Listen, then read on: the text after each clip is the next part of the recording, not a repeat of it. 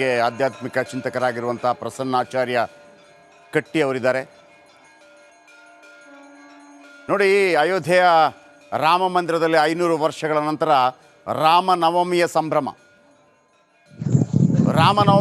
500 ವರ್ಷಗಳ ತನಕ ಕಾಯಬೇಕಾಯಿತು. ಇದರ ಜೊತೆಗೆ ಭಾಳ ವೈಜ್ಞಾನಿಕವಾಗಿ ಈ ಮಂದಿರವನ್ನು ಕಟ್ಟಲಾಗಿದೆ. ಸತ್ಯವಾದ ಮಾತು ಹೇಳ್ತಾ ಇದ್ದೀರಿ. ಸೂರ್ಯಕಿರಣ ಯಾವ ರೀತಿ ಬಂದೆ ಕಟ್ಟಿಯವರೇ, ಸೂರ್ಯಕಿರಣ ಯಾವ ರೀತಿ ಸ್ಪರ್ಶ ಮಾಡ್ತಾ ಇದೆ ಹಣೆಯನ್ನು. ಕೆಲವರಿಗೆ ನಾವು ಅವತ್ತು ಕೂಡ ಹೇಳಿದ್ವಿ, ಈ ಶ್ರೀರಾಮಚಂದ್ರನ ವಿಗ್ರಹ ಬೇರೆ ಬೇರೆ ರೀತಿಯಲ್ಲಿ, ಅಂದರೆ ಭಗವದ್ಭಕ್ತರಿಗೆ ಈಗ ನೋಡಿ, ಅದು ಪಂಡರಾಪುರದ ವಿಗ್ರಹದ ಮೇಲೆ ಹಿಂಗೆ ಒಂದು ನಾಮ ಹಾಕ್ತಾರೆ ಪಂಡರಾಪುರದಲ್ಲಿ, ಆ ಥರ ಕಾಣ್ತಾ ಇದೆ ಈಗ ಸದ್ಯಕ್ಕೆ.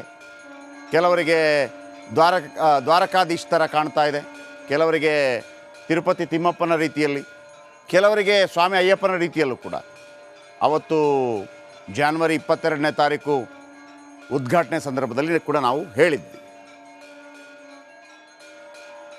ಕಟ್ಟಿಯವರು ಇದೀಗ ಮತ್ತೊಮ್ಮೆ ನಮ್ಮೊಂದಿಗೆ ಸಂಪರ್ಕದಲ್ಲಿದ್ದಾರೆ. ಇಂಥ ಒಂದು ಅದ್ಭುತ ಅನನ್ಯ ಅನುಭೂತಿ, ಇದಕ್ಕಾಗಿ 500 ವರ್ಷಗಳ ಕಾಲ ಭಾರತ ಮಾತ್ರವಲ್ಲ, ದೇಶ ವಿದೇಶಗಳಲ್ಲಿರುವಂಥ ಭಾರತೀಯರು ಕೂಡ ಕಾಯ್ತಾ ಇರುವಂಥ ಸಂದರ್ಭ. ಜೊತೆಗೆ ಇವತ್ತು ರಾಮನವಮಿ, ಸೂರ್ಯವಂಶದ ರಾಜ. ಯಾವ ರೀತಿ ಇದನ್ನು ಆಧ್ಯಾತ್ಮಿಕವಾಗಿ ವಿಶ್ಲೇಷಣೆ ಮಾಡ್ತೀರಿ ಗುರುಗಳೇ?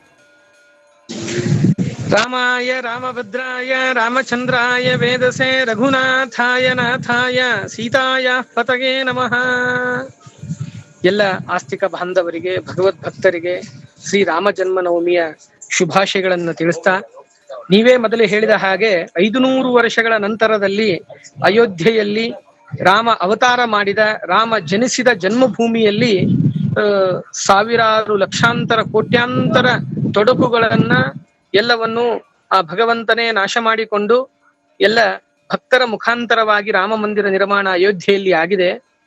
ಆದ ನಂತರದಲ್ಲಿ ಪ್ರಥಮ ರಾಮನವಮಿ, ಇದು ರಾಮನವಮಿ ಉತ್ಸವ. ಅದರಲ್ಲಿ ವಿಶೇಷವಾಗಿ ನೀವೇ ಹೇಳ್ತಾ ಇದ್ದೀರಿ, ಈ ಬಾಲರಾಮನ ವಿಗ್ರಹವನ್ನ ನಾವು ನೋಡಿದ್ವಿ. ಬಾಲರಾಮ ಅವತ್ತಿನ ದಿವಸ 22 ಜನವರಿ 2024ನೇ ಇಸ್ವಿ ಎಂದು ಬಂದು ಅಲ್ಲಿ ಪ್ರಾಣ ಪ್ರತಿಷ್ಠಾಪನೆಗೊಂಡ ಆ ಪ್ರತಿಮೆಯಲ್ಲಿ ಸನ್ನಿಹಿತನಾದ ಆ ಹೆಸರೇ ಬಾಲರಾಮ ಅಂತ ಅವನಿಗೆ ನಾವು ಕರಿತೀವಿ. ಆವಾಹಯಾಮಿ ದೇವೇಶ ಸೃಷ್ಟಿ ಸ್ಥಿತ್ಯಂತಕಾರಕ ಬಾಲರೂಪಿ ಧರೋ ದೇವ ಭಕ್ತಾನುಗ್ರಹಕಾರಕ. ಭಗವಂತನಿಗೆ ಹೇಳ್ತೀವಿ, ಆವಾಹನೆ ಮಾಡಬೇಕಾದ್ರೆ ಬಾಲರೂಪದಿಂದ ಬಂದು ನೀನು ಸನ್ನಿಹಿತನಾಗು, ಭಕ್ತರಿಗೆ ಅನುಗ್ರಹ ಮಾಡತಕ್ಕಂಥವನಾಗು ಅಂತ. ಆ ಯಾವ ಬಾಲರಾಮನ ಪ್ರತಿಮೆ ಒಂದು ಪ್ರಭಾವಳಿ ಅಂತ ಕರಿತೀವಿ. ಆ ಪ್ರಭಾವಳಿಯನ್ನ ನೀವು ವಿಶೇಷವಾಗಿ ಗಮನಿಸುವುದಾದರೆ ಯಾವ ವಿಶೇಷವಾದಂತಹ ಚಿಹ್ನೆಗಳು ಆ ಪ್ರಭಾವಳಿಗಳಲ್ಲಿ ಉಂಟು ಅಂತ. ಭಗವಂತಂದು ಓಂಕಾರದಿಂದ ಒಂದು ಮೂಲ ರೂಪ, ಅಲ್ಲಿಂದ ಅನಿರುದ್ಧ ಪ್ರದ್ಯುಮ್ನ ಸಂಕರ್ಷಣ ವಾಸುದೇವ ನಾರಾಯಣ ಅಂತ 5 ರೂಪ, ಅಲ್ಲಿಂದ ಮುಂದೆ ಮತ್ಸ್ಯ ಕೂರ್ಮಾದಿ ದಶಾವತಾರಗಳು. ಆ ದಶಾವತಾರದಲ್ಲಿ ಆ ಪ್ರತಿಮೆಯಲ್ಲಿ ನಾವು ಪ್ರಭಾವಳಿಯಲ್ಲಿ ಕಾಣಬಹುದು. ಹಾಗೆ ರಾಮನ ಶಿರದ ಮೇಲೆ, ಆ ಬಾಲರಾಮನ ಪ್ರತಿಮೆ ಮೇಲೆ ಇವಾಗೇನು ಹಣೆಯನ್ನ ಸೂರ್ಯರಶ್ಮಿ ಸ್ಪರ್ಶ ಮಾಡ್ತಾ ಇದೆ ಅಂತ ಏನ್ ಹೇಳ್ತಾ ಇದ್ದೀರಿ, ಆ ಹಣೆಯ ಮೇಲೇನೆ ಈ ರಾಮ ಯಾವ ವಂಶದಲ್ಲಿ ಬಂದವ ಅಂತ ಗೊತ್ತಾಗುವುದಕ್ಕಾಗಿಯೇನೆ ಒಂದು ಸೂರ್ಯನ ವಿಗ್ರಹವನ್ನ ಚಿಕ್ಕದಾಗಿ ಪ್ರಭಾವಳಿಯಲ್ಲಿ ಕೆತ್ತಲಾಗಿದೆ. ವಿಶೇಷವಾಗಿ ಆ ಸೂರ್ಯ ವಂಶಸ್ಥನಾದಂತಹ ರಾಮ, ಈ ಏನು ನೀವು ಹೇಳ್ತಾ ಇದ್ರಿ, ಬಹಳ ಸುಂದರವಾದ ಒಂದು ಮಾತನ್ನ ಹೇಳಿದ್ರಿ. ಅತ್ಯಂತ ವೈಜ್ಞಾನಿಕವಾಗಿ ಅಯೋಧ್ಯೆಯಲ್ಲಿ ರಾಮ ಮಂದಿರ ನಿರ್ಮಾಣವಾಗಿದೆ ಅಂತ. ಬಹಳ ಈ ವಿಜ್ಞಾನ ಪದವನ್ನ ಇಲ್ಲಿ ಇಟ್ಟುಕೊಂಡು ಕೊಲ್ಹಾಪುರದ ಲಕ್ಷ್ಮೀಯ ದೇವಸ್ಥಾನದಲ್ಲಿ ಮತ್ತು ಇಲ್ಲಿ ಹಂಪಿಯ ವಿರೂಪಾಕ್ಷ ದೇವಸ್ಥಾನದಲ್ಲಿ, ಪಂಢರಪುರದ ಪಾಂಡುರಂಗನ ದೇವಸ್ಥಾನದಲ್ಲಿ, ಇನ್ನೂ ಅನೇಕ ಕಡೆಯಲ್ಲಿ, ವಿಶೇಷವಾಗಿ ನಾವು ಕರ್ನಾಟಕದವರು, ಬೆಂಗಳೂರಿನವರು ಗಮನಿಸಬೇಕು ಅಂತಂದ್ರೆ ನಾವು ನೋಡ್ಬೇಕಾದದ್ದು ಏನು ಅಂತಂದ್ರೆ, ಯಾವ ಒಂದು ಇದು ಇದೆಯಲ್ಲ, ಗವಿಗಂಗಾಧರೇಶ್ವರ ದೇವಸ್ಥಾನ ಅಂತ ಬೆಂಗಳೂರಿನಲ್ಲಿ, ಅಲ್ಲಿ ಗುಹೆ ಒಳಗಡೆ ಹೋಗಿ ಸೂರ್ಯ ಅಲ್ಲಿ ಸ್ಪರ್ಶ ಮಾಡ್ತಾ ಇದ್ದಾನೆ ಆ ಶಿವನನ್ನ.